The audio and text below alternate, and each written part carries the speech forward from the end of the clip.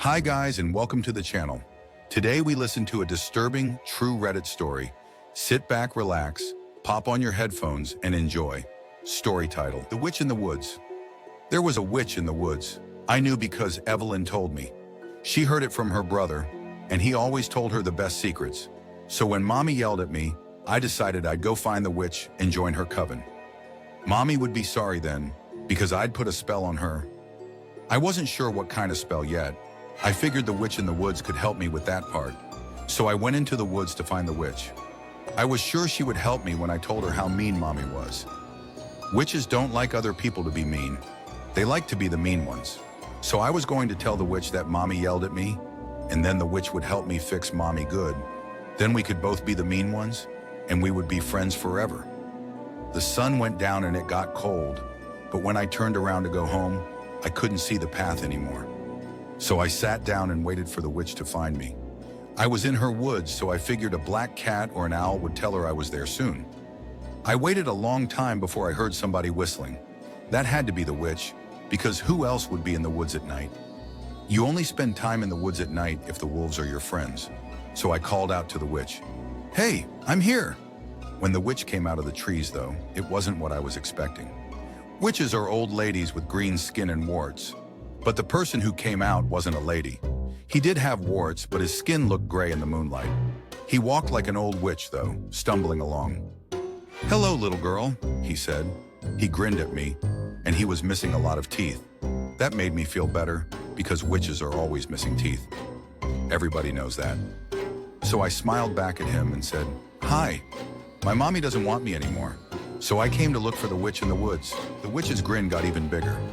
"Your mommy doesn't know where you are?" "Nope," I said. "I ran away." The witch held out his hand. "Come with me, little girl. I'll take good care of you." I wrinkled my nose. The witch smelled really bad. Maybe cottages in the woods don't have showers. I walked over to the witch and grabbed his hand. "Will you show me how to cast a spell on Mommy to turn her into a frog?" The witch laughed. It wasn't a witchy cackle, but it sounded pretty mean. "I'll show you lots of things," he promised. That was good enough for me.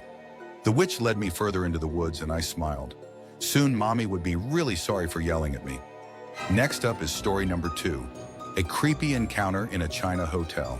3 is a crowd in a hotel in a rural part of China. My friend and I went up to our room after a late dinner. When we were in our room, the receptionist called us and said, "Sorry, only 2 persons allowed in the room. You have to pay more if it's 3 packs." We told the receptionist that there are only 2 of us. Where got 3?